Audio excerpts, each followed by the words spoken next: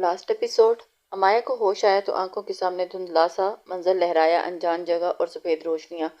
وہ ابھی ماحول کو سمجھنے کی کوشش کر رہی تھی کہ کسی نے نرمی سے پکارا، آرزو کے اس آواز پر امایا نے نظریں گھمائی تو حماس فکر مند سا اس پر جھکا ہوا تھا۔ وہ کروٹ بدلنا چاہتی تھی مگر وجود میں اذیت اور شدید لہر اٹھی تھی۔ ریلیکس، تمہیں کچھ چاہیے؟ حماس نے ٹشو اس کی طرف بڑھاتے ہوئے کہا تھا اور پسینہ صاف کیے۔ امایا بے بسی سے اس کی جانب دیکھنے لگی تھی۔ اور مجھے درد ہو رہا ہے میرا جسم، وہ اٹک اٹک کر بولتی کرا رہی تھی اور پسلیوں میں شدید ہوتی تکلیف پر اسے لگا کہ اس کا پورا جسم نکارا ہو چکا ہے۔ ٹھہرو، میں ڈاکٹر کو بلاتا ہوں۔ اس نے فکر مندی سے امایا کا زرد چہرہ دیکھا تھا۔ اس کے اشارے پر نرس نے ڈاکٹر کو بلایا اور کمرے میں داخل ہوئے۔ امایا کو بیبی سے نکلواؤ، اور انہوں نے بچے نے حماس کو پکڑا دیا اور بے اختیار مسکرایا۔ ان کا بیٹا ہوا ہے، وہ سرخ اور سفید روئی جیسے کالوں والا نقوش، بالکل ہو بہو، اور اس کی ناک آنکھیں ماں جیسی تھی۔ حماس نہ جانے کتنی بار اسے سینے سے لگا کر چوم چکا تھا مگر دل نہیں بھرا تھا۔ یہ دیکھو ہمارا بیٹا، اس نے بچے کو مایا کے پہلو میں لٹایا مگر وہ بچے کو دیکھے بنا رخ پھیر گئی۔ حماس اس کی حرکت پر ساکت رہ گیا۔ صرف تمہارا یہ صرف تمہارا بچہ، وہ صرف اس بچے کی وجہ سے تمہاری زندگی میں شامل ہونا پڑا تھا اور تمہارے اس عالیشان گھر میں آنے کے بعد میری قیمت بھی لگائے گی۔ گھر سے نکالا بھی گیا اور آج دیکھو ذلالت جھیل بستر پر پڑی ہوں، اور کاش تم میری زندگی بھی نہ آتے، کاش اس ٹریپ شدہ زندگی میں کبھی بھی نہ ہوتا۔ مجھے اس سے اور تمہارے بچے سے شدید نفرت ہے، شدید نفرت ہے۔ مجھے تم سے نہ جانے کیوں وہ اتنا ہی روڈ ہو چکی تھی۔ وہ ہچکیوں سے رو رہی تھی اور اس کا پورا وجود کانپ رہا تھا۔ ڈاکٹر کمرے میں پہنچے تو حماس تام سادے سر جھکا کر کھڑا تھا۔ بچہ سکون سے سو رہا تھا اور امایا کی طبیعت خراب ہو چکی تھی۔ بی پی چیک کریں پیشنٹ کا، آپ سے کہا تھا پیشنٹ کے پاس رکیں۔ ڈاکٹر غصے سے نرس کو جھاڑا تھا اور حماس چونکا تھا۔ امایا پر نظر پڑی تو وہ دھک سے رہ گیا تھا، بالکل سفید پڑتا چہرہ، پڑپڑاتے لب، حماس کی روح پناہ کر گیا۔ امایا، وہ گھبرا کر اس کے قریب آیا، دعا کرو میں مر جاؤں۔ وہ مدھم پڑتی سانسوں میں بڑبڑا کر رہ گئی تھی۔ حماس کو لگا کہ اس کا دل بند ہو جائے گا۔ ڈاکٹر گھبرا کر امایا کے گرد جمع ہوئے۔ حماس دیوار سے جا لگا تھا، پلیز مجھے چھوڑ کر مت جانا، مجھے تمہاری نفرت بھی قبول ہے۔ وہ ہچکیوں سے رو پڑا تھا۔ وہ پہلی بار اس شدت سے کسی کے لیے رویا تھا۔ تمہیں ایک اور مہلت مل گئی ہے بینا، حماس کا بیٹا سنبھال لو، اور اس کی بیوی تو بس مرنے پر ہے۔ ڈاکٹر کہہ رہا تھا کہ اس لڑکی کی حالت ٹھیک نہیں ہے، اسے شاید کوئی انجری ہوئی ہے۔ نعیمہ بیگم کا خوشی سے برا حال تھا اور امایا سے جان چھوٹ جائے گی تو بینا کا راستہ بھی صاف۔ امایا نے چوٹ کی تھی۔ بینا نے چوٹ کر کے ذکر پر سر جھٹکا تھا۔ کم اینڈ ممی، اب میں بچے کو سنبھالوں گی، اس لڑکی کو مرنے دیں، ہم کسی آیا کا انتظام کر لیں گے۔ بینا بیزاری سے بول رہی تھی، ظاہر ہی نہیں کیا امایا کو زخمی کرنے والی وہی تھی؟ میں بھی جانتی ہوں، مگر کچھ دن کہا نا بچے کے لیے، گھر میں ملازمہ خود سنبھال لے گی۔ بھائی صاحب کچھ دیر میں اس کو اٹھا لیں گے۔ شیرازی صاحب شام کو گھر پہنچے تو پتہ چلا کہ حماس خود گھر آنے کو تیار تھا اور نہ اپنا بچہ بھیجنا چاہتا تھا۔ بھائی صاحب بچے کو تو مشکل ہوگی، ہاسپٹل میں کون سنبھالے گا؟ نعیمہ بیگم مصنوعی فکر مندی ظاہر کر رہی تھی۔ بیوی کو کیا مشکل ہوگی، سارا دن نیند کرتا رہتا ہے اور ماں چاہے اس وقت سلا دے۔ شیرازی صاحب بچے کا ذکر کر کے محبت سے شرمائے تھے اور نعیمہ بیگم مشکل سے اس کی طرف دیکھتی رہ گئی۔ وہ لڑکی اب کیسی ہے؟ جب سے آئی ہے نوٹس کر رہی ہوں، 4 months پریگننٹ میں بھی اتنی کیئر لیس تھی کہ ہمیں سمجھاتی رہی فروٹس کھانے چاہیے مگر وہ سپائس لیتی رہی۔ نعیمہ بیگم نے لگے ہاتھوں اس کی برائی کی تھی۔ شیرازی صاحب چونک کر بہن کو دیکھنے لگے۔ آئی ڈونٹ نو وہ کیئر لیس تھی یا نہیں، بٹ وہ انجرڈ، صرف اس کی انجری کی وجہ سے وہ ڈر سی گئی ہے۔ سوال پر بیزاری سے پاؤں جھلاتے ہوئی بینا سیدھی ہوئی تھی۔ وہ بیٹھی نہیں تھی آرام سے اور کھڑی ہوئی بھی تھی، اور بینا اپنے کمرے میں برداشت نہیں کرتی تھی۔ ملازمہ بھی چھٹی لے کر جا چکی تھی۔ نعیمہ بیگم نے پہلے ہی سب سنبھال چکی تھی۔ بھائی بچے کو گھر لے آئیں، بینا سنبھال لے گی۔ نعیمہ بیگم اصرار کیا تو وہ سارے لاگے۔ رات کو فارغ ہو کر حماس کو کال کی۔ وہ مصروف بیٹھا تھا اور کال اٹھائی تو جلد بازی میں بات کرنے لگا۔ بچے کا کیا نام سوچا؟ تمہیں بہت شوق ہے نا، تمہاری بیوی نام رکھے گی تو ہم تو بچے کے کچھ لگتے ہی نہیں۔ وہ حبکی سے پوچھ رہے تھے، ناراضگی میں مصنوعی پن نمایاں تھا۔ وہ وائف مجھ سے بات نہیں کر رہی، وہ مجھے کوئی نام نہیں بتا رہی۔ حماس ٹانگ پر ٹانگ چڑھائے اطمینان سے بولا تھا اور سامنے بیڈ پر ٹیک لگا کر بیٹھی امایا اس کے الفاظ پر دانت کھچکھچا کر رخ پھیر گئی تھی۔ میں نے اپنے بزنس کا نام عمر حماس رکھا ہے، تو اور پھر ہمارے روم میں آ گیا۔ اس کا نام عمر تھا۔ جب اس نے اپنا نام بتایا تو امایا نے 2-3 مرتبہ یہ نام دہرایا اور پہلی بار مسکرائی تھی۔ اسے عمر نام پسند ہے، میں نے تب سوچ لیا تھا ہم بھی اپنے بیٹے کا نام عمر رکھیں گے۔ حماس مسکراتے ہوئے سرگوشی میں بولا۔ شیرازی صاحب کو نام پسند آیا تھا اور امایا متوجہ نہیں ہوئی تھی۔ اپنی پسلیوں کے قریب لگی چوٹ کی وجہ سے خود بخود ہی زور ڈال کر اٹھنا بیٹھنا بھی تکلیف دیتا تھا، پر اب مسلسل بیٹھے رہنے کی وجہ سے اس کی کمر میں درد کرنے لگی تھی۔ وہ نرس کے سہارے لیٹنا چاہتی تھی۔ بہت اچھا نام ہے، میں چاہتا ہوں عمر کو تم گھر بھیج دو، بینا اور تمہاری پھوپھو سنبھال لیں گی۔ اس کے جملے پر حماس یکدم سنجیدہ ہوا۔ نہیں، یہ امایا کا بیٹا ہے، وہی سنبھالے گی۔ میں اپنے بیٹے کو ایک منٹ کے لیے اس کی ماں سے دور نہیں ہونے دوں گا۔ حماس سنجیدگی سے بولتا ہوا امایا کو دیکھ رہا تھا اور اس کی اونچی آواز بولے گے جملے پر امایا ٹھٹک کر اسے دیکھا۔ اسے بار بار میرا بیٹا مت کہو، اب میں تمہارے گھر نہیں جانا چاہتی۔ حماس کال سے فارغ ہوا تو امایا نے تنفر سے جتایا تھا۔ وہ اٹھ کر اس کے قریب گیا۔ تم وہی جاؤ گی؟ اب میں تمہیں خود سے کبھی الگ نہیں کروں گا۔ تم جانتی بھی ہو انکار کرو گی تو یہ بچہ تمہارا ہی ہے اور تمہاری اجازت نہیں چاہیے۔ وہ سنجیدگی سے بولتا ہوا اس کی کمر کے گرد بازو پھیلا گیا تھا۔ امایا کا دل غصے سے بھر گیا۔ میرے قریب مت آؤ، ہاتھ ہٹاؤ۔ وہ نفرت سے چیخی تھی۔ اسے دور جھٹکنے کی ہمت کی تھی۔ بینا کی حرکت سے جو چوٹ لگی تھی وہ شدید اذیت میں مبتلا کرتی تھی۔ تم بہت دیر سے بیٹھی ہو، اب سونا چاہیے۔ حماس نے اس کی بات کو انسنا کرتے ہی اسے سنبھال کر بستر پر لٹانا چاہا۔ تم مجھے ہاتھ مت لگایا کرو۔ وہ غصہ ہوئی اور اس کے سر کے نیچے تکیہ سیٹ کرتے ہوئے حماس نے رک کر قریب سے اس کا چہرہ دیکھا۔ وہ غصے سے اسے گھور رہی تھی۔ حماس کی گہری نظروں پر نظریں پھیر گئیں۔ تم بہت انوسینٹ وائف۔ وہ اس کے چہرے پر بال ہٹا کر کانوں کے پیچھے کرتا ہوا اس کے کان پیچھے گیا۔ تم سر تپا میری ہو، حق رکھتا ہوں تم پر ملکی ہے تو تم میری، اور تمہیں ہاتھ نہ لگاؤں تو یہ پاسبل ہی نہیں۔ وہ دو ٹوک انداز میں کہتا ہوا اس کا چہرہ اتنے قریب کر چکا تھا۔ تم سے یہ امید کرنا فضول ہے کہ تم مجھے ہاتھ نہیں لگاؤ گے، اور تم نے تو تب نہیں چھوڑا تھا جب امایا بات سوری چھوڑ کر لب پیچ گئی۔ حماس کے چہرے کا رنگ تیزی سے بدلا تھا۔ ویری گڈ، جو نو ویل۔ اپنے تاثرات چھپا کر اس پر جھکتا ہوا اس کے نازک کندھے پر چہرہ چھپا گیا تھا اور بازو اس کے اوپر رکھا ہوا تھا۔ مایا کو لگا کہ وہ قید ہو چکی تھی۔ اپنی گردن پر محسوس ہوتی ہوئی اس کی گرم سانسیں۔ حماس کے کچھ کہنا بھی فضول تھا۔ اسے ٹوک کر مزید اکسانا نہیں چاہتی تھی۔ تھک ہار کر وہ آنکھیں موند گئی تھی اور اس کی جانب ننھا گلابی سا بیبی کر رہا تھا اور دوسری جانب حماس اس پر جھکا ہوا تھا۔ اس کی سانسوں پر کے بھاری پن پر امایا کو احساس ہوا کہ وہ ابھی سو چکا ہے۔ پوری رات اس کے پاس بیٹھا رہتا تھا۔ جب جاگتی تھی تو وہ قریب ہو جاتا تھا۔ پانی چاہیے، باتھ روم جانا ہے، یا پھر درد سے کراتی۔ حماس اس کا سہارا بنا ہوا تھا۔ وی آئی پی اے سی روم میں صوفہ بھی نرم پڑا ہوا تھا، دوسرے بیڈ بھی رکھا ہوا تھا، مگر حماس کو اس کے پہلو میں ہی نیند آنی تھی۔ ڈاکٹر نے امایا کو ڈسچارج کر دیا۔ ماں بی بچے کو سنبھالنے کا اس کا سامان سمیٹ رہی تھی۔ امایا کا مزاج بگڑنے لگا۔ اب وہ پھر سے شیرازی ولا جائے گی۔ حماس شیرازی کے پاس رہے گا۔ اب کیوں؟ میں تمہارے ساتھ نہیں جاؤں گی۔ وہ سواٹ لہجے میں بولتے ہوئے اسے ٹھٹک کر دیکھا تھا۔ ہسپتال میں مزید رک کر کیا کرنا ہے؟ میں تھکا ہوا ہوں وائف نرس، ترس کھاؤ مجھ پر، اور پچھلے 4 دن سے تمہارے لیے جاگ رہا ہوں۔ ابھی تھوڑی نیند تم نے اسے جگا دیا۔ ابھی ہسپتال میں تمہیں رہنا ہے۔ وہ بے چارگی سے بول رہا تھا جس کی آواز پر بہت بھاری ہوئی۔ امایا نے بے اختیار اس کا چہرہ دیکھا اور اس کے وجیح چہرے پر تھکن کے آثار تھے۔ بھوری آنکھیں اور سرخی میں ڈوبی ہوئی تھی اور وہ بیزار لگ رہا تھا۔ بینا کی حرکت سے خوفزدہ تھی، وہ تکلیف میں تھی، اور پھر حماس کو کچھ نہیں بتایا تھا۔ اپنا غم خود اس کے ساتھ بانٹنا نہیں چاہتی تھی۔ ماں بی بچے کو لے کر حماس کے اٹھنے کا انتظار کرتی۔ وہ بستر سے اتر کر چہل پہلنے لگی۔ طبیعت میں بیزاری چھائی ہوئی تھی۔ بیبی حماس کے پیچھے ہی قدم بڑھا گئی تھی۔ شیرازی ولا میں اس کے استقبال کا خاص اہتمام کیا تھا۔ بینا نے بچے کے لیے کمرہ سجایا ہوا تھا۔ نیما بیگم نے چیدہ چیدہ لوگوں کو انوائٹ کر کے پارٹی رکھی تھی۔ امایا حیرت سے منہ کھولے پھولوں اور روشنیوں سے سجے اس شاندار گھر کو دیکھ رہی تھی۔ یہ کیا تماشا ہے؟ یہ پارٹی بھی رکھ سکتے تھے۔ حماس غصے سے تپ کر اٹھا اور اس کا سر بھاری ہو رہا تھا اور بری آنکھیں جا رہی تھی۔ امایا کی بھی فکر تھی، وہ ابھی کمزوری کا شکار تھی اور کیسے پارٹی جوائن کرتی۔ امایا خاموشی سے قدم بڑھاتی کمرے میں چلی گئی۔ شیرازی صاحب نے ماں بی سے بچے کو لے لیا اور تمہاری پھوپھو کا شوق تھا کہ بیبی کی ویلکم پارٹی ہو۔ شیرازی صاحب نے نرمی سے کہا تھا۔ فائن، پھر ماں بیب سے کہیں کہ عمر کو تیار کر دیں، یہیں گیسٹ سے ملے گا اور اپنی پارٹی انجوائے کرے گا۔ وائف تو امپاسبل ہے۔ ٹھیک ہے، حماس اکتا کر بولتا ہوا کمرے میں چلا گیا۔ آئی ایم سوری بھائی، میں بینا کو یہی سمجھا رہی تھی کہ اسے حماس پر وہ اتنا سمجھ کر انوائٹ کر سکتی تھی۔ نیما بیگم افسوس سے بول رہی تھی۔ آپ ایسا کریں، عمر کو ریڈی کر کے بینا کے حوالے کریں، چیف گیسٹ تو میرا پوتا ہے۔ شیرازی صاحب نے ماں بی کو ہدایت دیتے ہوئے اسے سنبھالنے کے لیے کہا۔ اپنے کمرے میں امایا کھڑکی کے پاس رکھے دیوان پر بیزاری سے بیٹھی باہر دیکھ رہی تھی۔ شیرازی ولا کے اس وسیع سر سبز لان میں روشنیوں کی سجاوٹ ہوئی ہوئی تھی۔ زرق برق لباس میں لوگ کہکے لگاتے ہوئے انجوائے کر رہے تھے۔ خوشبودار کھانوں کی میزیں سجی ہوئی تھی اور ایک طرف باربیکیو کا انتظام تھا، اور بینا کسی ماڈل کی طرح بال لہراتی ہوئی عمر کو اٹھا کر تفاخر سے سب کو مل رہی تھی جیسے وہ حماس اس کا بیٹا ہو۔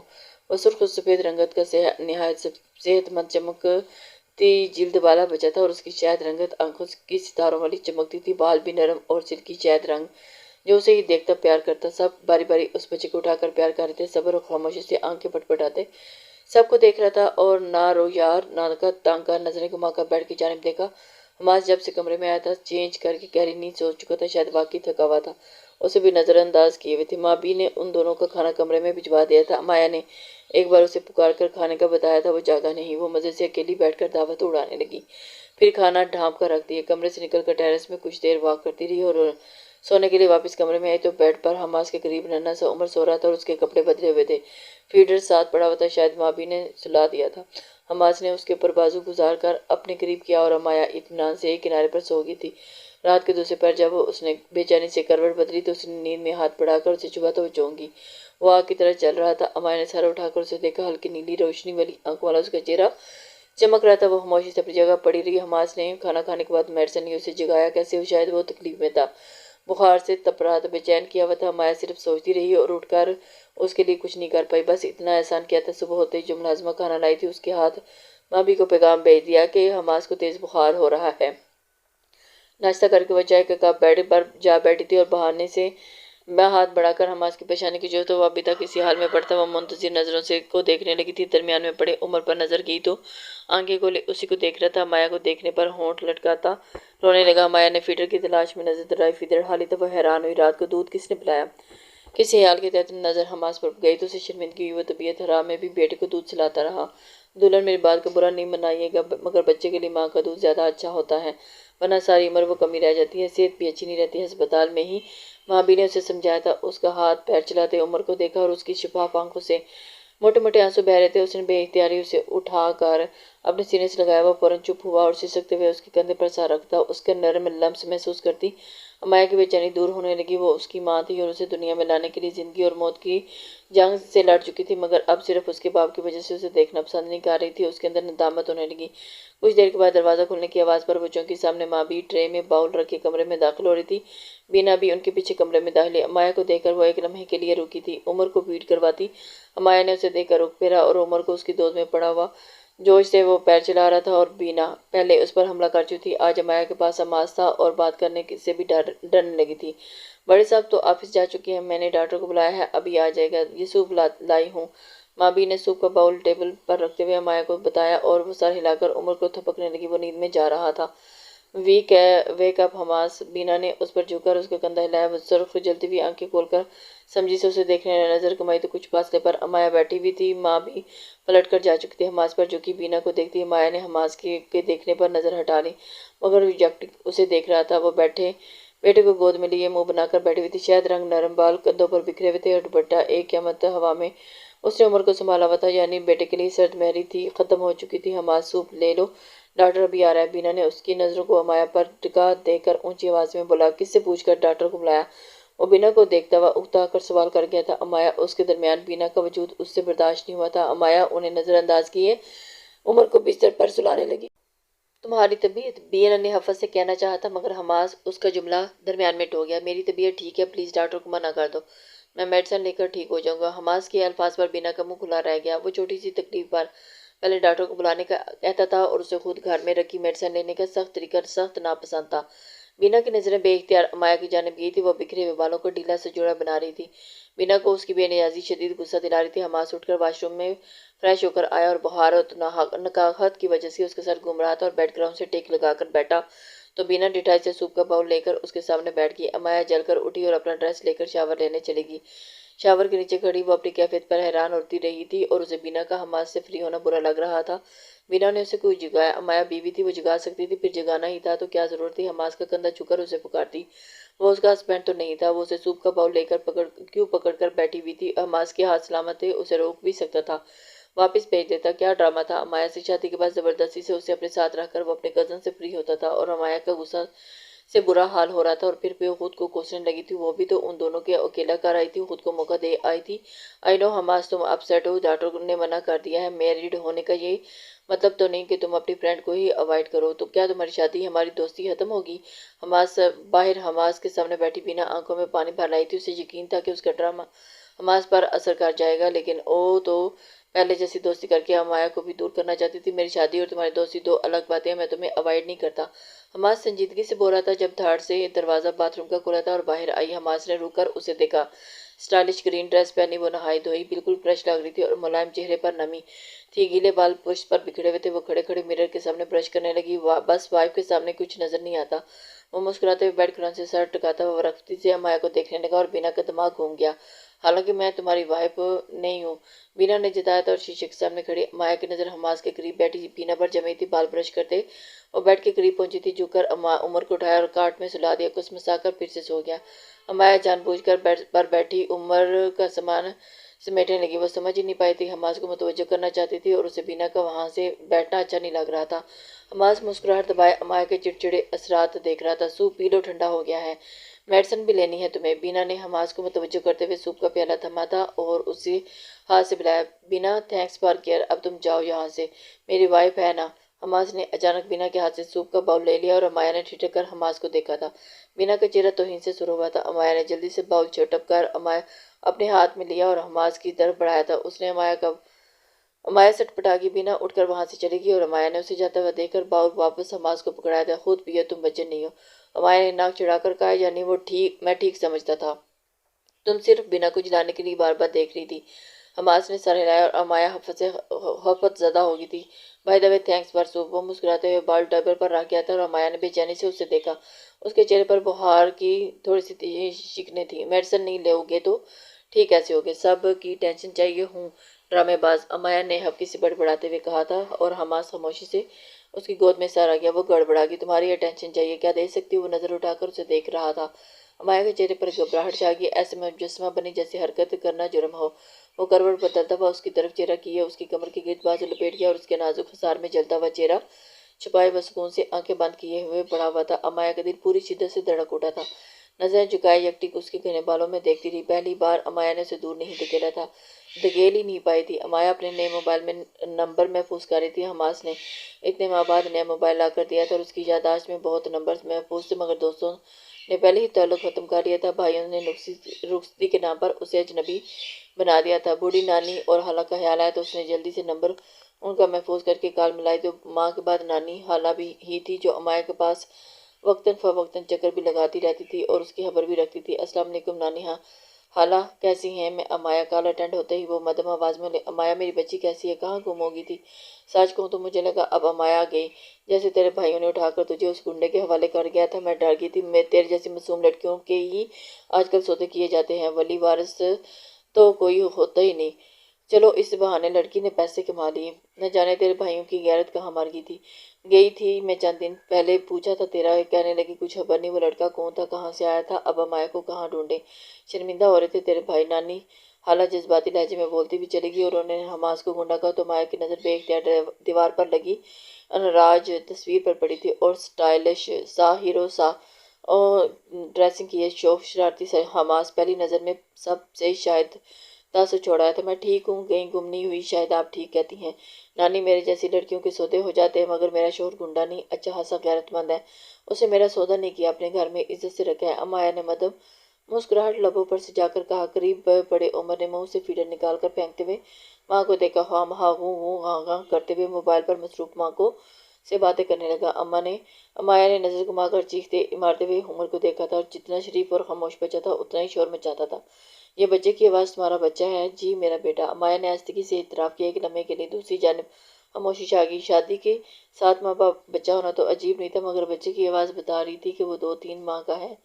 تمہارے شوہر کا بچہ ہوگا، شادی شدہ تو نہیں لگ رہا تھا، مگر چلو خیر۔ نانی خالہ نانی اپنی سمجھ کے مطابق بول رہی تھی۔ امایا کے دل میں درد سا اٹھا تھا، وہ نہیں جانتی تھی کہ امایا پہلے سے ہی ماں بننے والی تھی۔ کمزوری اور کچھ قدرتی طور پر 4 ماہ کی حاملہ ہونے کے باوجود بھی اس کے وجود میں خاصی تبدیلی محسوس نہیں ہوتی تھی۔ اس نے خالہ نانی کی غلط فہمی دور نہیں کی تھی، اسے یہ بات دہراتے ہوئے اذیت محسوس ہوتی تھی کہ وہ امایا کا ناجائز بچہ تھا۔ امایا کی ذات کو داغ لگا، وہ چپ رہی۔ بیٹا تیرا شوہر پیسے والا لگ رہا تھا، کام کاروبار بھی اچھا ہوگا، اپنے ماموں کے لیے بات کرنا، میرے عابد کا روزگار بالکل ختم ہے، تیرا شوہر کی نوکری لگوا دے گا۔ نانی خالہ درخواست کر رہی تھی۔ امایا پریشان ہوئی، وہ حماس سے اتنی بھی زیادہ فرینک نہیں تھی کہ فرمائش کرتی، وہ تو دل کی بے ایمانی سے گھبرائی رہتی تھی۔ اس کا دل ہمک کر حماس کے لیے مچلتا تھا، وہ ویسا ہی تھا، زبردستی حق جتاتا تھا، بلا ناغہ محبت کا اظہار کرتا، مگر اب امایا کو برا نہیں لگتا تھا۔ نفرت بھی کی جانے کہیں جا کے سو گئی تھی اور اس کی مصیبت چھپی تھی، کم عمری سے بد کردار بنا دے گی اور اس کے دل میں وہ اذیت آج بھی جو کہ تو ہے۔ نفرت نہیں رہی، محبت بھی نہیں ہو رہی تھی۔ بات کرے گی نا اماں، حلال کمائی کرتا ہے نا تیرا شوہر؟ وہ سادگی سے سوال کر رہی تھی اور عمر نے الگ شور مچا رکھا تھا۔ جی نانی، میں کوشش کروں گی، اس نے بیچارگی سے انہیں تسلی دی۔ 2-3 بار تیزی سے ہاتھ پھیر مارتے ہوئے عمر نے فیڈر دے کر اسے چپ کروانے کی کوشش کی تھی، مگر عمر نے اس کوشش پر حلق پھاڑ کر رونا شروع کر دیا۔ پھر بات کروں گی، تم سنبھالو بچے کو، اپنا خیال رکھنا، ملنے آؤں گی تمہیں نانی، حالانکہ محبت سے بولتی کال کاٹ گئی۔ امایہ نے موبائل رکھ کر بیٹے کو گھورا۔ تم چاہتے کیا ہو؟ دونوں باپ بیٹے نے میرا سکون برباد کر دیا۔ اتنے عرصے کے بعد بات کر رہی تھی، درمیان میں چیخنا ضروری تھا کیا؟ وہ غصے سے اٹھا کر تھپکنے لگی تھی۔ عمر ہونٹ لٹکاتا ہوا پھر سے رونے لگا۔ امایہ زچ ہو چکی تھی۔ امایہ کو سمجھ نہیں آ رہی تھی کہ اب اسے کیسے سمجھائے۔ اسے اٹھا کر کمرے سے باہر نکلی۔ وہ بڑی بڑی آنکھیں پھیلائے خوشی سے آگے پیچھے ہو رہا تھا۔ امایہ شیرازی صاحب کے پاس پہنچی۔ او عمر، میری جان، میں تمہارا ہی انتظار کر رہا تھا۔ وہ پوتے کو دیکھتے ہی پرجوش سے اٹھ کر آگے بڑھے۔ امایہ نے خوشی سے اچھلتے ہوئے عمر کو ان کے حوالے کر کے سکھ کا سانس لیا۔ شیرازی صاحب کا رویہ امایہ کے ساتھ بہت اچھا ہو گیا تھا اور نعیمہ نے 2-3 مرتبہ امایہ کو برا بھلا کہنے کی کوشش کی تھی، مگر شیرازی صاحب نے دو ٹوک لہجے میں کہا، خبردار کیا، عمر میرا پوتا ہے اور میرا خون ہے، اب چاہے جائز ہو یا ناجائز، امایہ میرے پوتے کی ماں ہے، میرے بیٹے کی محبت ہے اور اس گھر کی مالکن ہے، اور اس کے ساتھ جو بدتمیزی کرے گا اس کی شیرازی ولا میں جگہ نہیں رہے گی۔ بس وہ دن تھا کہ اس کے بعد بینا نے راتوں رات کو بھی ولا سے باہر رہنا شروع کر دیا تھا۔ اکثر کمرے میں بند روتی چیختی سنائی دیتی تھی۔ نعیمہ بیگم نے چپ سادھ لی تھی اور امایہ بھی مطمئن رہنا چاہتی تھی، مگر بینا نے حماد شیرازی کا جو کردار اسے بتایا تھا وہ اسے چین نہیں لینے دیتا تھا اور وہ خود بھی اس کی بد کرداری کی گواہی دی۔ اسے جلدی مت سلایا کرو وائف، میں اس کو ہنستا کھیلتا دیکھنا چاہتا ہوں اور تم روزانہ اسے سلا دیتی ہو۔ حماد گھر پہنچا تو عمر پھر سے سو رہا تھا۔ وہ ناراض ہونے لگا تھا۔ عمر کو لا کر جگانے کی کوشش کی، مگر وہ نیند کے معاملے میں بہت پکا تھا۔ امایہ اطمینان سے بیٹھی موبائل استعمال کر رہی تھی۔ عمر سے مایوس ہو کر امایہ کے سر پر پہنچا، اس سے موبائل چھین کر دور صوفے پر اچھال دیا تھا۔ یہ کیا بدتمیزی ہے؟ امایہ غصے سے چیخی۔ شور مت کرو، عمر جاگ جائے گا، میں نے جگانا ہو تو نہیں جگاتا، تمہاری آواز سن کر فوراً جاگ جاتا ہے۔ حماد نے اسے اپنے سینے سے لگاتا سرگوشی سے بولا تھا، اچھا ہے جاگ جائے، تم زہر لگ رہے ہو اس وقت، میرا موبائل اٹھا کر مجھے دو۔ امایہ نے غصے سے اس کے کندھوں پر مکوک کی برسات کرتے ہوئے کہا، دفع کرو موبائل کو، اپنے ہینڈسم شوہر کو توجہ دو، آج کل لڑکیاں مجھے ورگلانے کی کوشش کر رہی ہیں، میں اگر کہیں اور کا ہو گیا تو کیا کرو گی؟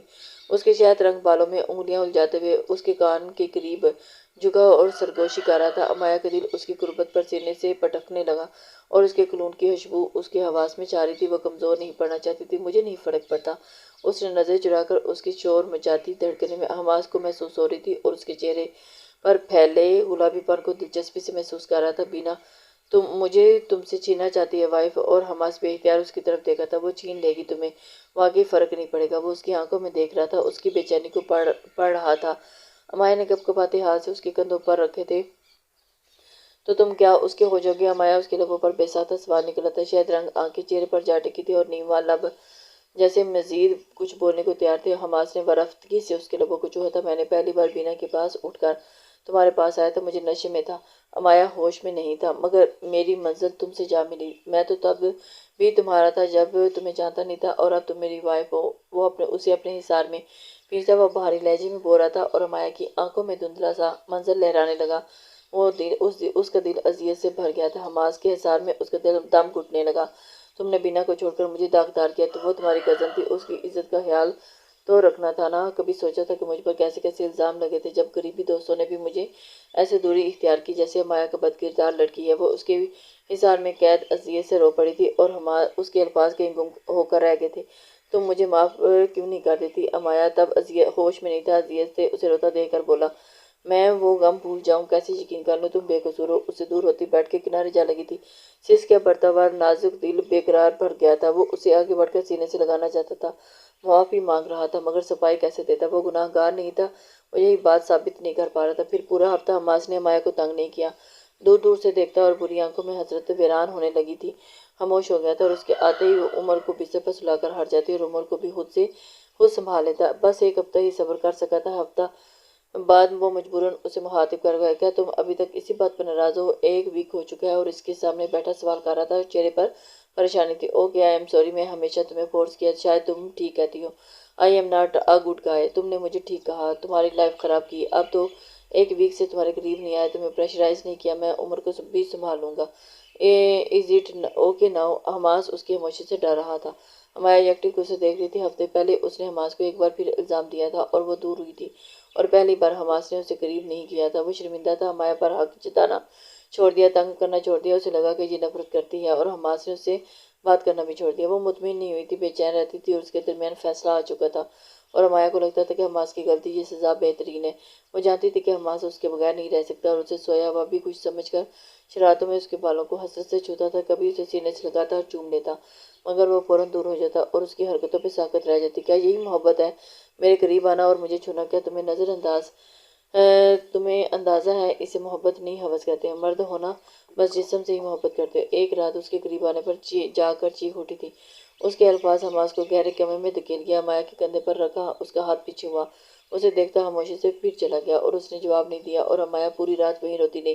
اسے سکون نہیں مل رہا تھا، اسے لگتا تھا کہ بہت آسان ہوتا ہے محبت کرنا، اور وہ سوچتی تھی جن لڑکیوں کے ساتھ زیادتی ہوتی ہے وہ ساری عمر اسی بات کو پکڑ کر کیوں بیٹھ جاتی ہیں، آگے کیوں نہیں بڑھتی، اور اس پر گزری تھی تب اسے اندازہ ہوا تھا کہ رسوائی ایسا زخم ہوتا ہے جو کبھی خشک نہیں ہوتا، ہرا ہی رہتا ہے اور اسے اذیت ٹپکتی رہتی ہے۔ اسے بھولنا آسان نہیں ہوتا کیونکہ اس پر مرہم کی بجائے لوگوں کے تیر جمنے لگتے ہیں اور آسان رہتے ہیں۔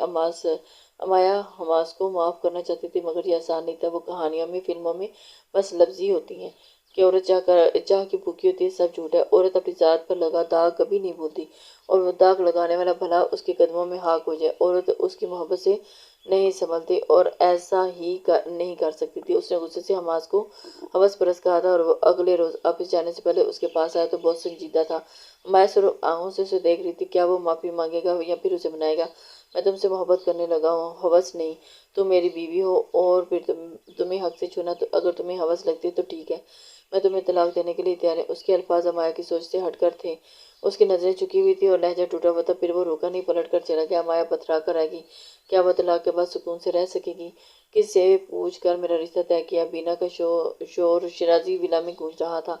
وہ غصے سے چیختی ہوئی نعیمہ بیگم سے لڑ رہی تھی۔ شیرازی صاحب اور حماس آفس گئے ہوئے تھے اور ملازمین گھبرائے ہوئے تھے۔ اب اور کتنا انتظار کرو گی؟ لڑکے کا اپنا بزنس ہے، بھائی صاحب کی وجہ سے رشتہ آیا ہے، اگر انہوں نے بھی ہاتھ کھڑے کر لیے تو ساری عمر آوارہ لڑکیوں کی طرح گھومتی رہ جاؤ گی۔ نعیمہ بیگم نے بیزاری سے اسے دیکھا تھا۔ بیٹی کے لاڈ اٹھا اٹھا کر تھک چکی تھی اور پرائے گھر کی پرائی جائیداد پر پلنے والی بینا آج خود کو کروڑ پتی کی بیٹی سمجھنے لگی تھی۔ آپ کو میری فکر کرنے کی ضرورت نہیں، مجھے آپ کما کر نہیں دے رہی، میں آپ کی وجہ سے برباد ہوئی ہوں، حماس میرا نہیں رہا۔ وہ گھٹیا لڑکی آج مہارانی بن کر رہ رہی ہے اور بد لحاظی سے چیخی تھی۔